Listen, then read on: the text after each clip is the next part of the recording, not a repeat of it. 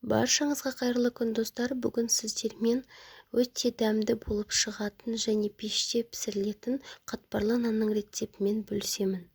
Қамырымызға керекті заттар: ұн, сүт, су, тұз, қопсытқыш және ашытқы. Ең алдымен сүтімізді, суымызды қосып аламыз және де тұзымызды қосып жақсылап араластырып аламыз. Және де ашытқымызды, қопсытқышымызды да қосып жақсылап араластырып аламыз. Енді електен өткізіп алған ұнымызды салып қамыр жасап аламыз. Енді қамырды қолымызбен де жақсылап билеп қамыр жасаймыз. Міне қамырымыз осылай дайын болды. Кішкене тұрғызып аламыз. Мен салафанға салып 10-15 минуттай тұрғызып аламын. Міне қамырымыз 10-15 минуттай тұрғызып алдық және де онды салафаннан шығарып бөліктерге бөліп аламыз.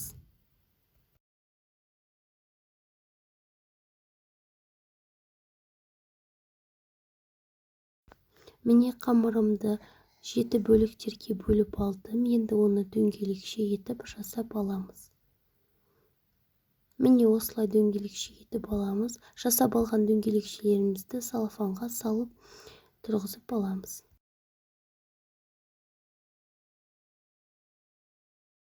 Міне салып алдым. Енді бір қамырымызды алып дөңгелекше етіп жұп-жұқа болғанша жайып аламыз.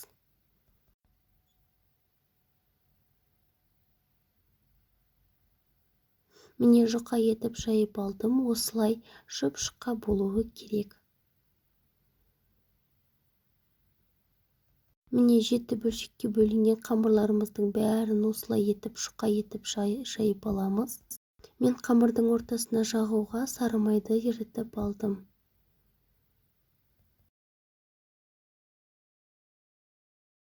Міне қамырымыздың бетіне сары майымызды қосып, жақсылап біркелкі болғанша жағып аламыз. Енді екінші слойында осылай етіп тегістеп майымызды жағып аламыз. Бізде қамырымыз 7 штук болып шықты. 7 дана қамырымызды жайып, бірін үстіне осылай май жағып шығамыз.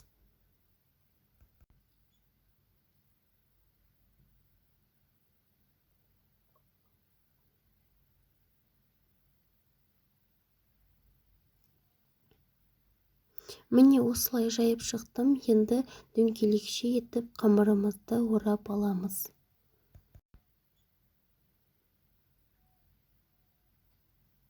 Міне мен қамырымызды орап алдым. Менде 2 нан шығады. Сондықтан екеуін біркелкі қылып, теп-тегіс етіп ортасынан кесіп аламыз. Және де оны дөңгелек етіп, оқтаудың көмегімен дөңгелекше етіп жайып аламыз.